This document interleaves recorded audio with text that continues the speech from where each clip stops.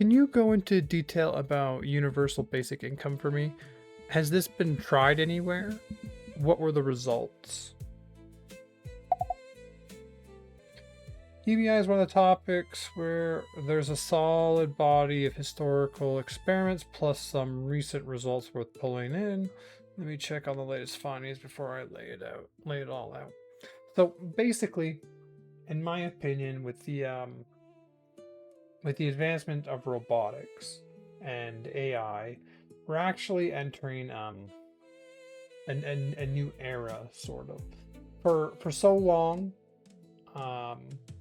technology has advanced and it has created new jobs, generally that are better than old jobs. Although, like, I mean, if you consider like that hard factory labor and that farm labor, I don't know if one's an improvement over the other. But generally, you see an improvement in the quality of the jobs, the pay of the jobs as technology comes in. AI is different in that it's not really creating new jobs. Like you can already see, like an AI data center employs significantly less people per the amount of capital put in than basically anything else that they're building. The amount of capital you use creates a significantly less jobs in data centers and AI. So it doesn't look like it's following the same trend anymore. And so you're going to end up, if this continues, you're going to end up with a group of people that are unemployable because their work is done by a machine, it's done cheaper, and they can't compete with labor with the machine. And so this is going to, like, what do you do with the group of people that are no longer employable? Do you just put them out on the streets, or do you provide them some kind of universal basic income so they have some standard of living? And so that's one of the questions we're going to have to grapple with. And it looks like we're going to have to grapple with it pretty soon with how AI is coming along. Let's have a look at how studies have gone. The issue is studies from the past are not going to be in the situation, obviously, of the present. So you can only get so much from their results. But, I mean, they're still worth looking at. Okay, let's go through, stop talking. Here we go. UBI, so Universal Basic Income, is a topic where the gap between the clean idea and the messy evidence is large. So it's worth being precise about both. Here's the detailed picture. What universal basic income is. In its pure form, a universal basic income has three defining features. It's universal, everyone gets it, rich and poor alike, unconditional. So a lot of people lose it right here. Like, why give it to the rich? The whole idea is that you tax your population, and obviously you tax the rich more. And so a rich individual or a wealthy individual or even a well-off individual will pay far more in taxes than they receive from a universal basic income. But the fact that it is a universal basic income means all the bureaucracy around delivering it can basically go away because it's universal. You just, social insurance number, you give it to every Canadian citizen. And so the bureaucratic apparatus that tries to determine whether you are available to receive this aid doesn't exist, or it's very, very, very minimal, because obviously you don't want non-citizens getting it. So there's still going to be some apparatus there, but it'll be significantly smaller. And the bureaucratic apparatus is, wastes a bunch of money. You're spending a bunch of money to pay people to be like, oh, you get this, you don't get this. Like that's a significant part of the government. And so The universal part just gets rid of all that, and you even it out through the taxation system. And so you debate the taxation system, um, which is what taxes the rich and brings in your income, and then universally everyone gets so much out of it. It's just, it's a simpler system of basically welfare, but for everyone. And the idea is if you get the basic welfare up to a certain point, like there's one, you give people money, people spend money, that turns into GDP, that cycles through the economy. Usually that just ends up back in the hands of rich people selling products to the people getting the UBI, right? So it creates GDP, and then you tax, and so it's a system that actually creates GDP, gross domestic product, by providing income to everyone. And so, like, I actually think as a feature of growth, a UBI would be very good.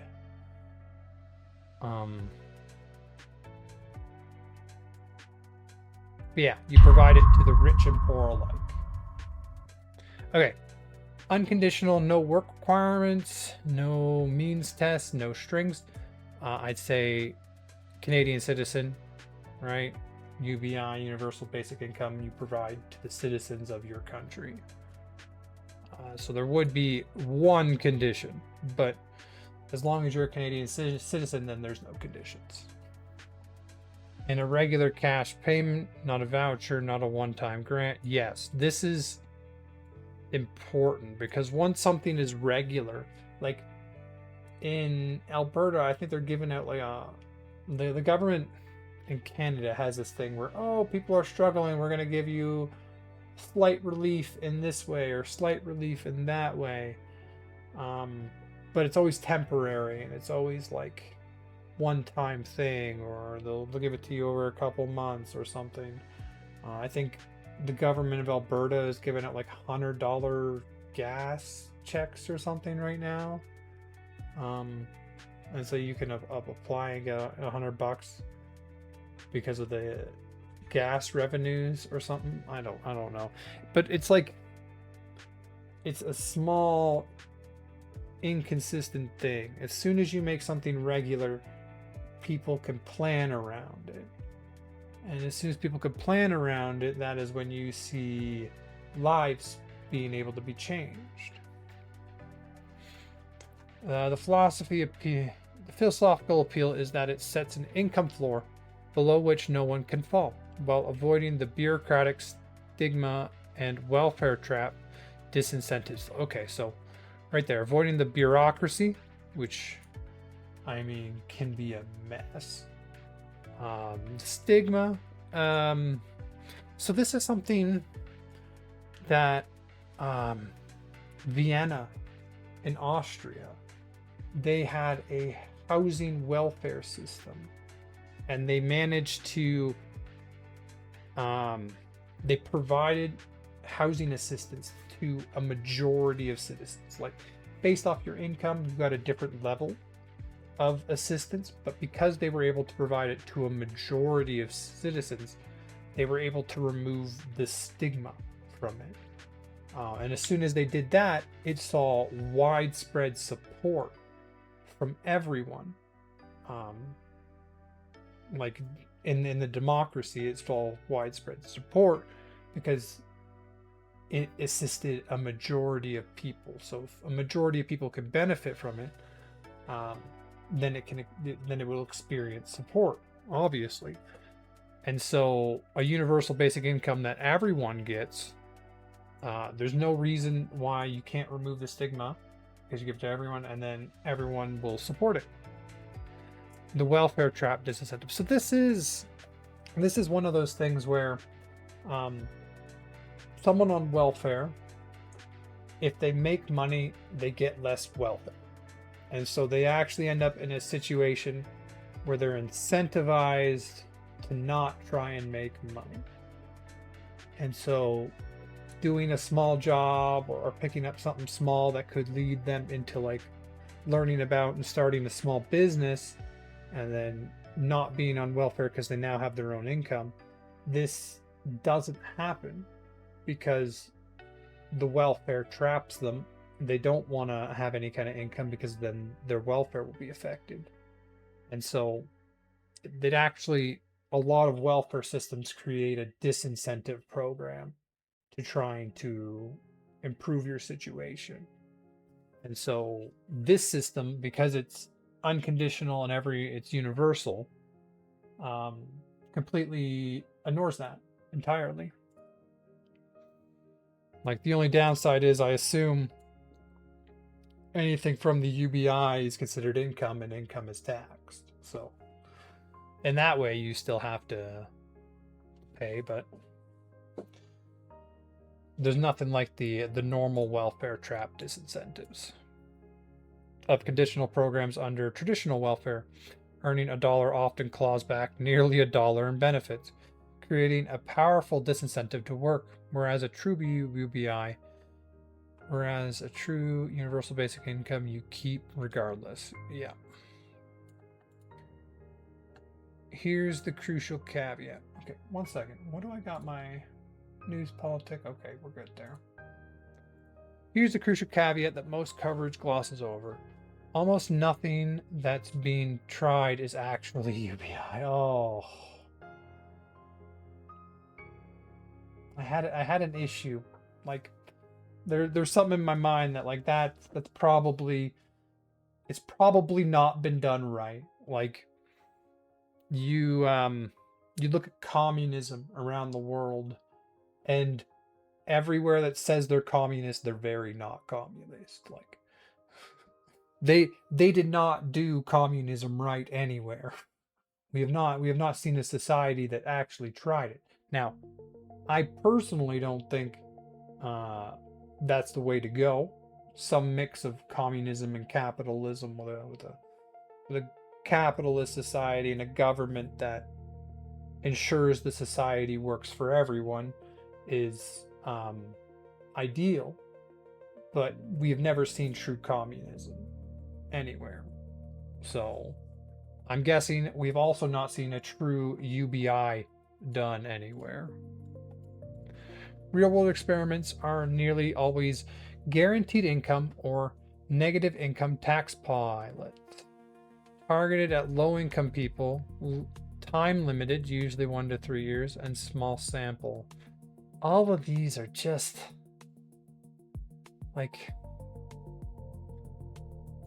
you target low income people, that's not a UBI, right? Time limited, again, not UBI. Small sample, well, I mean,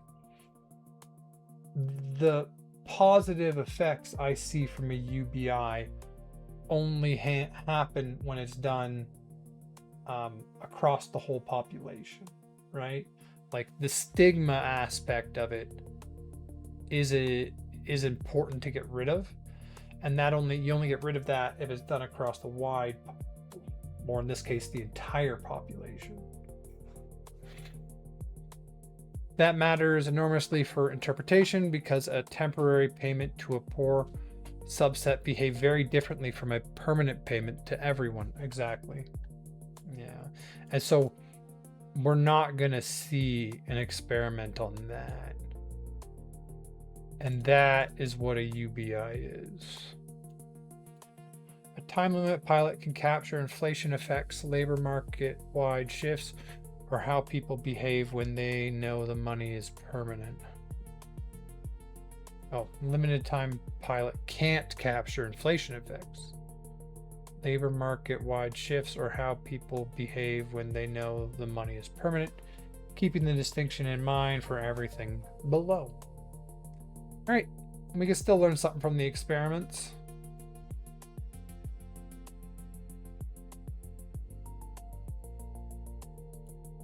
The major experiments. The 1970s North America income experiments.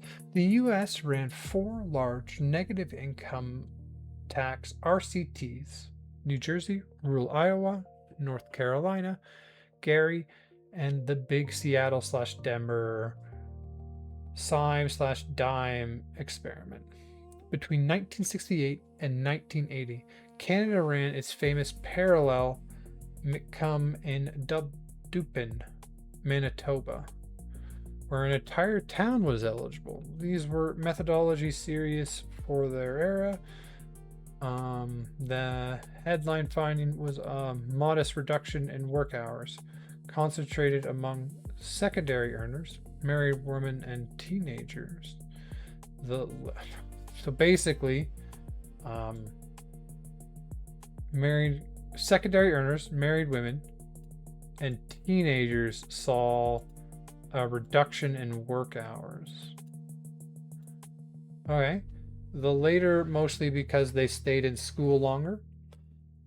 Evelyn Forget later reanalyzed the Micklin, found an 8.5% drop in hospitalization and improved high school completion.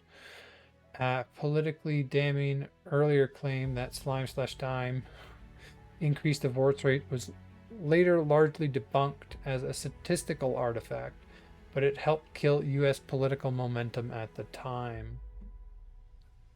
Okay. So the takeaway from these is that there was the headline finding was a modest reduction in work hours, concentrated among secondary earners, married women, and teenagers. Because the teenagers did more schooling rather than instantly needing to enter the workforce. And married women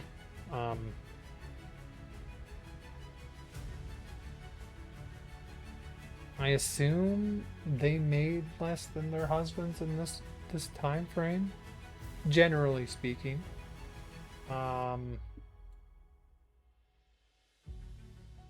So they could stay home.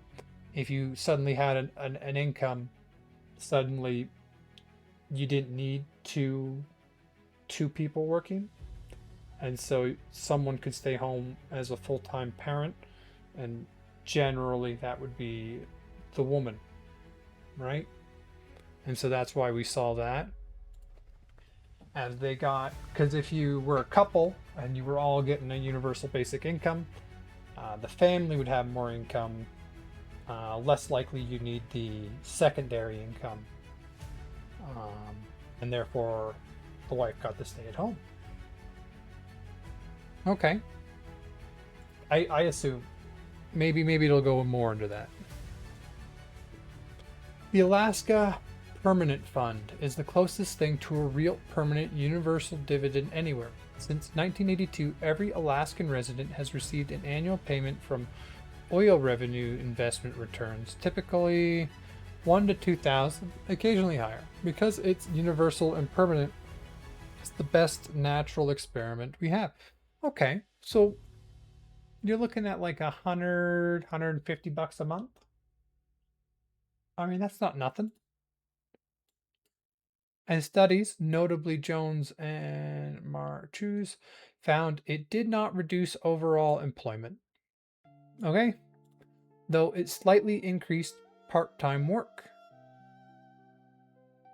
The lack of labor supply hit is often cited. The lack of a labor supply hit is often cited as evidence that a universal permanent payment behaves better than time-limited pilot suggests. Of course it does. Like you don't got to be a genius to know that. The Alaska Permanent Fund. Again, we're looking at small numbers, right? But I mean, if you were to create what politics? Oh, I didn't see that.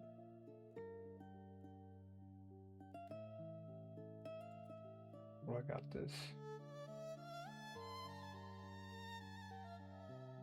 Yo. No, we're already back. Okay. So the Alaska Permanent Fund I mean, if you were to create a UBI, this is kind of where you would start, right? Something tiny. Um, like the goal is eventually to get your UBI to a level where people can live and have a decent standard of living off the UBI, because robots have made it impossible for them to find a job. But that is obviously a long way off, but that's something I might look into. Let's copy that one down. Because it says it's the closest thing to a real permanent universal dividend anywhere. Done in Alaska, really? Like the US? That is strange. The Eastern Band of Cherokee Casino Dividends offered another natural experiment. Starting in 1996, tribal members received per year capital casino profits. Jane Costello's longitudinal study found improved child mental health, educational attainment, and reduced criminality among recipient families. Valuable because it tracks outcome over many years. Ooh. Why are they doing these in such... It's clearly I'm going to have to ask about these individually. Give Directly in Kenya is the largest and longest developing world test.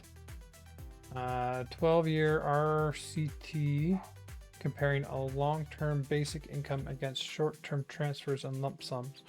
Results have generally shown recipients invested in business and assets rather than wasting the money, with the lump sum and long-term groups outperforming on entrepreneurship. It's strong evidence against the people will just stop working intuition, though a substance economy context doesn't transfer cleanly to wealthy countries. Okay, here we go. Finland, more recently, ran the most publicized national experiment. 2,000 unemployed people received 560 euro a month. Okay, so that's... A euro is a little more than $1, right? Euro to Canadian dollar. So 1 euro, yeah, like 1.6, 1.5. So we're looking at like $800 a month Canadian-ish. Unconditionally instead of a conditional unemployment benefits. The widely reported result was that it produced no significant employment effect.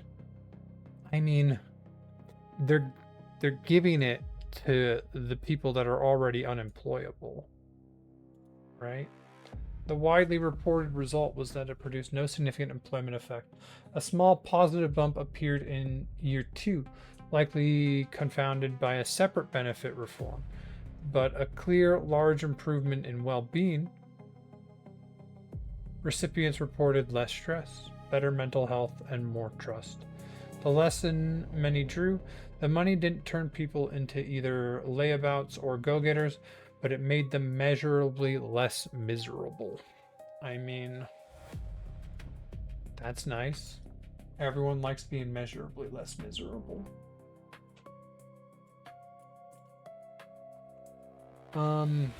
U.S. granted income pilots. Kicked off by Stockton SEED 2019. Okay, so this is recent. $500 a month to 125 residents. So small. Like, the sample sizes are so tiny. The issue is a UBI is an expensive thing, right? Like, you'd have to reorganize a significant amount of your country's finances around a UBI. So that's why there's always small amounts, but okay. Have since multiplied to dozens of city level programs. Stockton reported residents found full-time employment at higher rates than the control group, alongside better mental health, though small sample limits confidence. U.S. guaranteed income pilot. I was kind of hoping that they would go into more detail on these. The Open Research Unconditional Cash Study, ORAS, funded substantially by Sam Altman and released starting in 2024, is the most... Oh, he's the guy, Sam Altman, OpenAI. I guess the open research gives it away. Why is he studying? I guess if he's planning for his AI to put everyone out of work, it would make sense to understand what humans do without work if you give them money.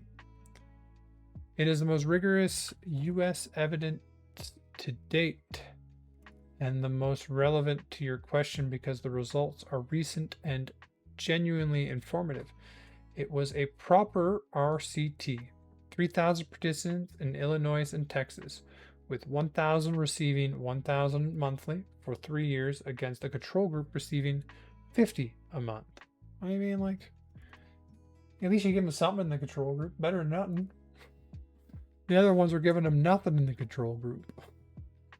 The findings are nuanced enough that both supporters and skeptics claimed vindication.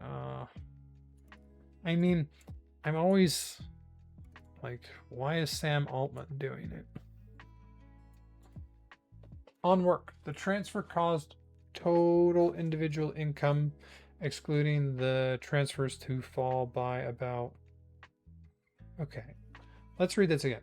On work, the transfer caused total individual income, excluding the transfers, to fall by about $1,800 a year relative to the control group. I mean, if you're getting money from a UBI, it would make sense that you adjust your life. Like if you're living... Secondary earners started to stay home more, right? That causes a decrease in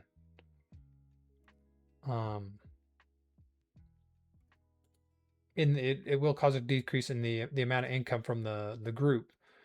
It's not necessarily a bad thing if a married woman decides to stay home and take care of children. She makes less money, but like, they have the income supplement now, so now they can do that. Okay, I don't think that's a bad thing necessarily.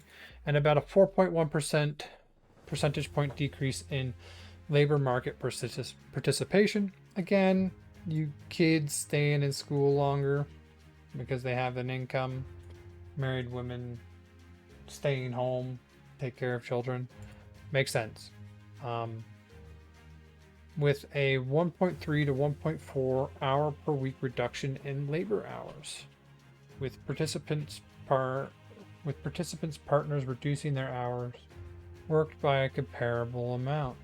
Notably, the decline in hours worked occurred almost entirely on the extensive margin, people leaving work entirely rather than cutting back hours. Our society makes it really hard to cut back hours. And so people leaving work entirely, this to me stands out as the married women staying home to take care of kids, teenagers not needing to work, and being able to stay in school. I'm gonna look this one up more too. I like how it actually broke this one up into points. I was kind of hoping. it would do that for all of them, but I guess that's too long. But the reduced time wasn't idleness. The reduction in work hours among recipients can be largely attributed to recipients increasing the time they spent with family, running home errands, or taking care of medical needs. Younger recipients in particular shifted towards education. So, what was the original study? Like up here, um you do this, you provide some kind of universal basic income, um, a reduction in working hours concentrated among secondary earners, married women mostly, and teenagers. So this is still holding true. You provide people with money, and women, some women stay home to look after children, and or because they can, and teenagers tend to stay in school longer for education. I mean, not bad things. Like in my mind, the ideal situation is that if there's a couple, you have one that works and can make enough money to support the family, and then you have one that can stay at home for children, to take care of children if that's what they want. That individual, like, they can also work part-time or they can work full-time if they don't have kids and you want to like be in a financially better position. But the ideal situation is that you only need one income to support a family, and it looks like generally providing a UBI gives families more often than not that ability.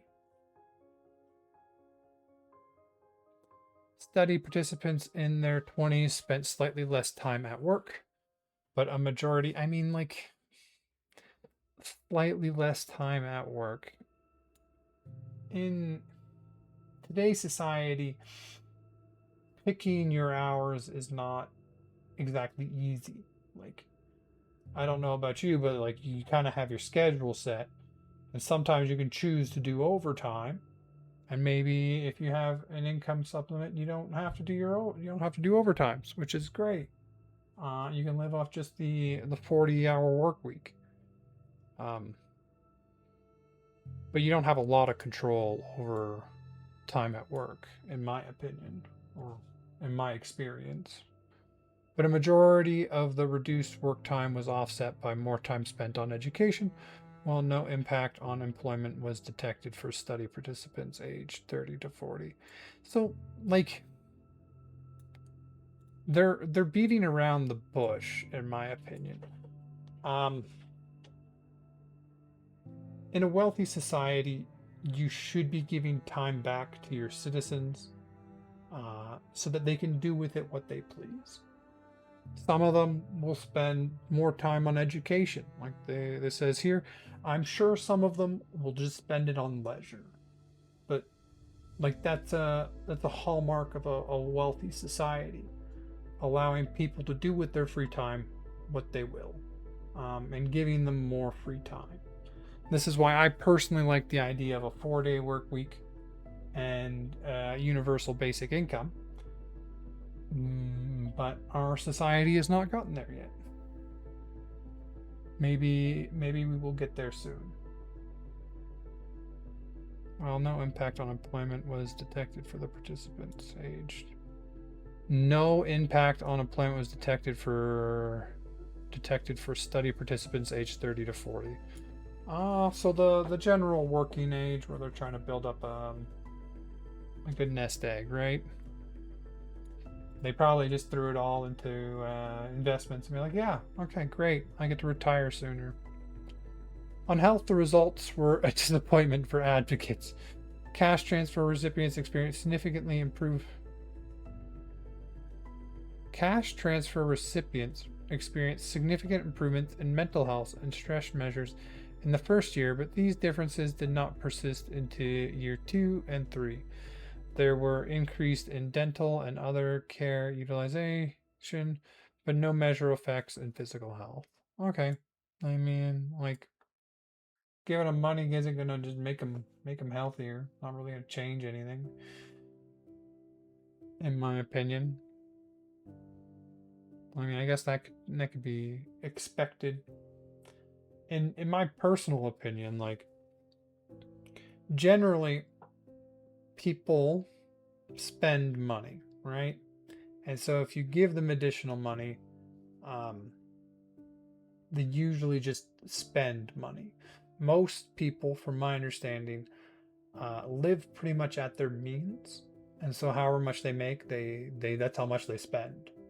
And so if they make more, they spend more, but they spend it on stuff, and that stuff needs to be made by someone. Needs to be produced, needs to be transported. That stuff requires the businesses and GDP, the creation of GDP, um, in order to get them that stuff.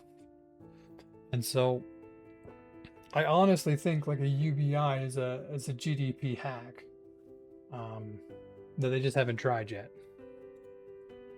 More positively, by the end of the program, recipients were 6 percentage points more likely to report plans to pursue further education. I don't know about that one. A 15% increase compared to the control group, along with increased entrepreneurship. And like, this is the one you're really looking for right here. You provide them with financial support. Okay, they don't need to dedicate so much time to work. What else can they do? Generally, people like hobbies are great, but they usually want to turn it into something, right? And so you generally see an increase in entrepreneurship, with these kinds of studies, and greater ability to weather financial shocks. I mean, obviously, you're getting money, you can weather a financial shock better. The honest read on ORIS is that $1,000 a month measurably improved people's agency and financial security and let them make different life choices, but did not produce dramatic gains in health or employment.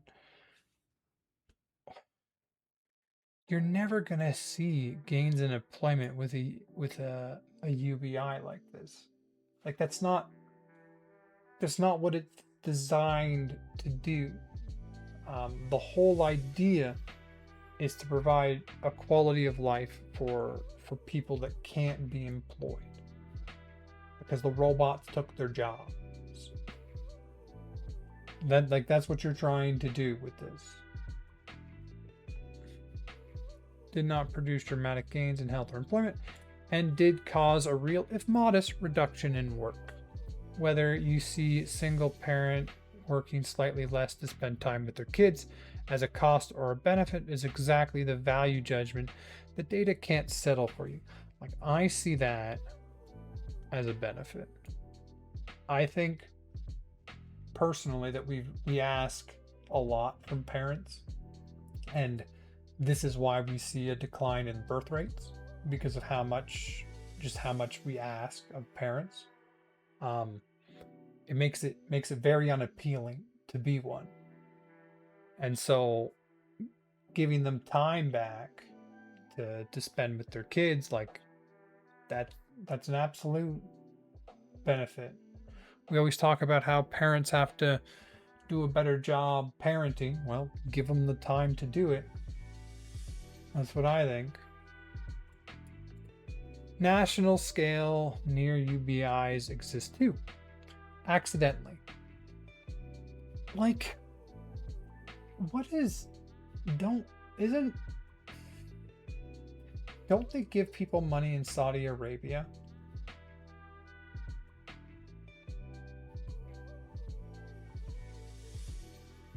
Like, isn't the oil revenue kind of dispersed?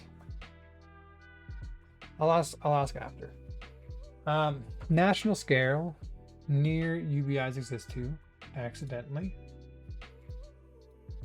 Let me check this here for a second. All right, sound's all still working. We're good.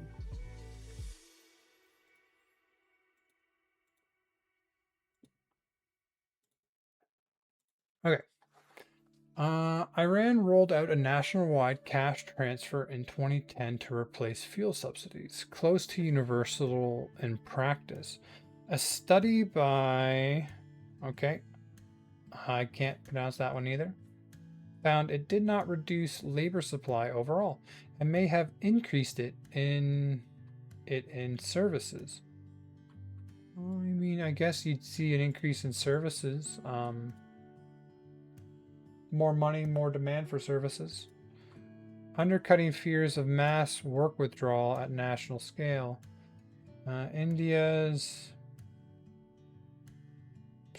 had a pilot, found improved nutrition, health, and economic activity. Makes sense. The Canadian policy state of play. Given your interest in this from the Alberta vantage point, the domestic situation is worth flagging. Okay, Ontario launched a 4,000 person basic income pilot in 2017, which the incoming Ford government canceled abruptly in 2018 before meaningful data could be collected. A genuine loss since it was well designed. Much of the analytic energy since has moved to Prince Edward Island, chosen for its small size and demographic mix. A detailed 2023 proposal recommended a multi-year. So they haven't done this. Basic income pilot project, at least right now.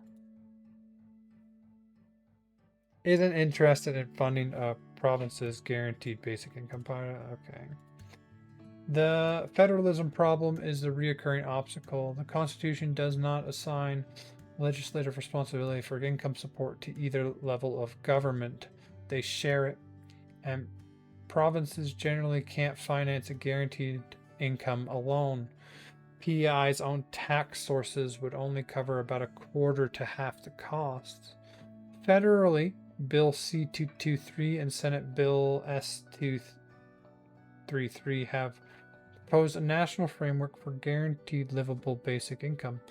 The Parliamentary Budget Office 2025 costing is the number to anchor on. A national guaranteed basic income would cost roughly 107 billion gross in 2025 under a nuclear family definition, falling to about 53 billion under a broader economic family definition. So don't we pull in like 300 billion in taxes a year? 3 to 400 billion depending on the year, from my understanding. So this is, you're looking at like 1/8 of all tax money we bring in, assuming the smaller number, like 1/4 if you want the big one.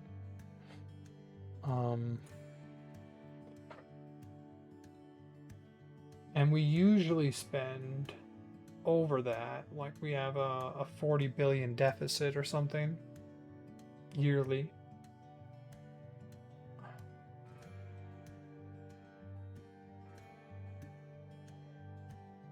Like, if you increased how much you were taxing people,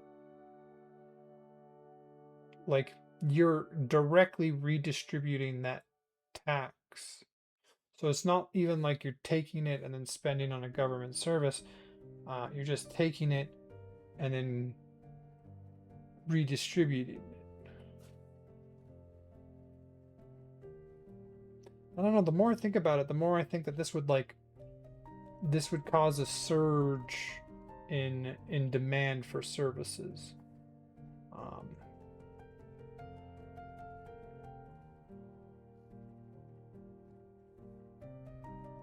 I don't know. Okay, let's continue. Falling to about 53 billion under a broader economic family definition, and would reduce poverty rates by 34 to 40% depending on the family definition used, assuming existing low-income tax credits are eliminated to offset the cost. Yeah, you see, that's the thing.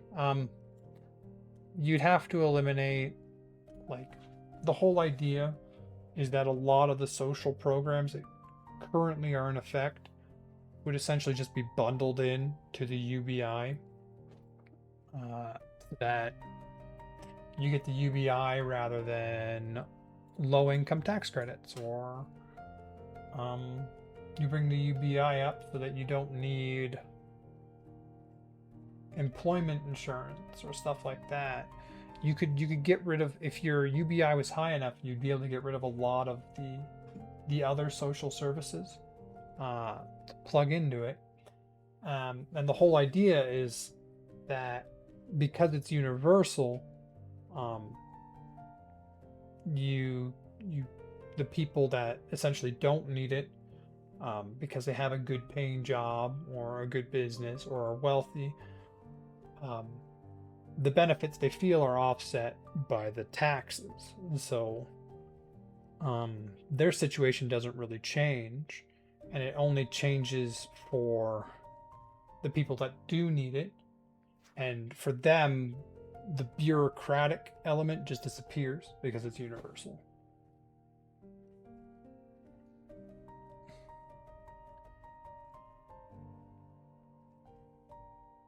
Okay. The honest bottom line.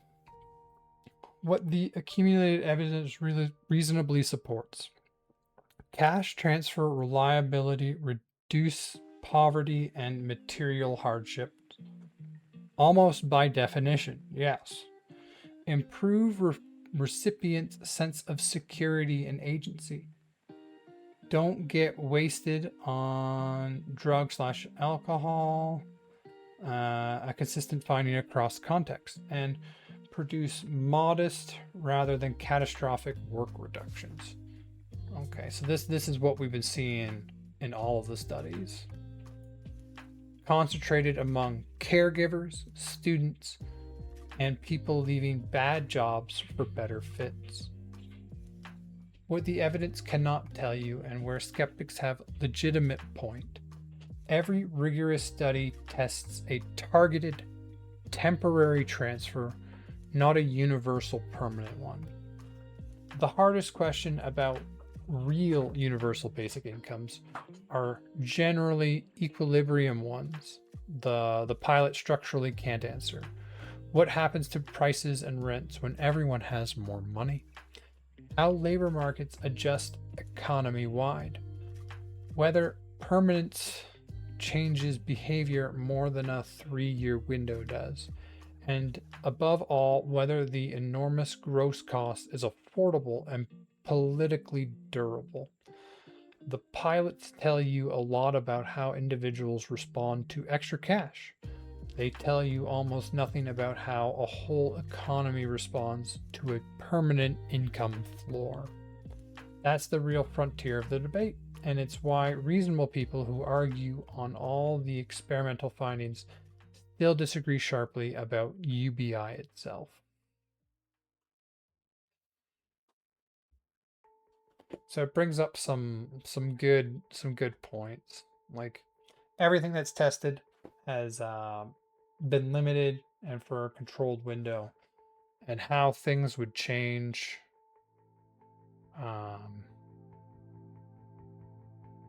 if it, like, once it was made permanent. We don't know. Isn't this one permanent? The Alaskan Permanent Fund, like, literally in the name. And it just gives us the same effects.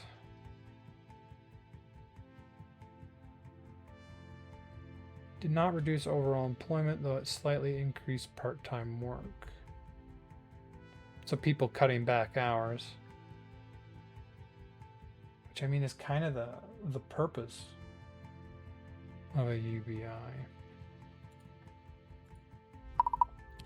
Does Saudi Arabia have some kind of UBI?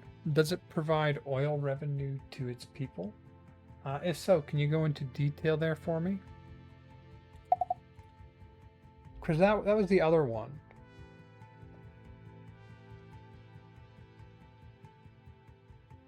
That I don't see here. Oh, is sort of, but not in the way Alaska does. Okay, well, maybe I just want to ask about the Alaskan one then. No, we'll see what it does.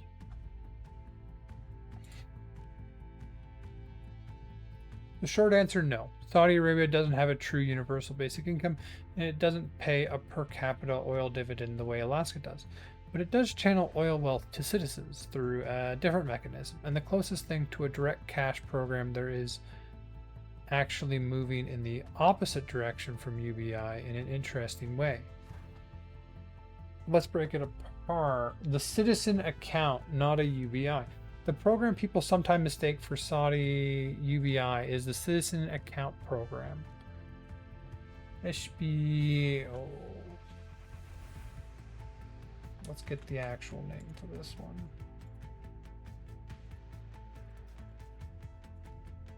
Hesby Almuwatan. I don't know if that's right. Hesby Almuwatan. Hesby Almuwatan. Close as I'm gonna get. Launched in December 2017, implemented by the Minister of Labor and Social Development, paying eligible citizens monthly cash from the state. On the surface, that sounds UBI-ish, but it fails to test on the two features that define UBI. It's neither universal nor unconditional. It's targeted and means tested. Eligibility requires Saudi citizenship, residency in the kingdom, and adherence to an income threshold that varies by household size, with the payments amount scaling to household circumstances. It reaches a large share of the population. The citizen account is the government's broadest cash transfer program, a monthly transfer reaching nearly 10 million people. But broad isn't universal. A wealthy Saudi doesn't receive it. An Alaskan billionaire still gets the permanent fund dividend. That's the structural difference. And here's the part you'll appreciate given the UBI framing.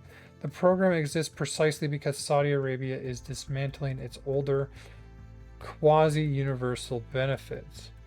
Though through the National Transformation Program, Saudi Arabia is undertaking reforms to reduce dependency on oil revenues, and the citizens' account is intended to soften the impact of those reforms on lower income families facing higher prices for fuel and energy. It launched as a component of Vision 2030's diversification strategy, redirecting subsidies towards direct payments while targeting low and middle income households. Specifically, it was a cushion for introducing VAT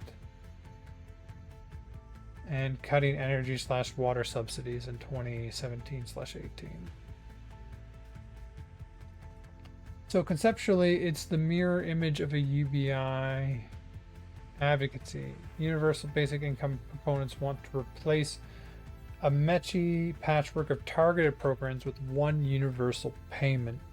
Saudi Arabia did the reverse. It took blanket everyone benefit subsidies, cheap fuel and electricity that every household enjoyed regardless of income. So that's what they had. They had cheap fuel and electricity that every household enjoyed, and replaced them with targeted cash for those who need it most. The program's stated logic is a shift from generalized subsidies to targeted support, ensuring assistance reaches the low and middle income households most affected by rising costs. The fragility this exposed. The program also demonstrated the central vulnerability of any oil-funded transfer, which is directly relevant to UBI's "is it affordable and durable" question.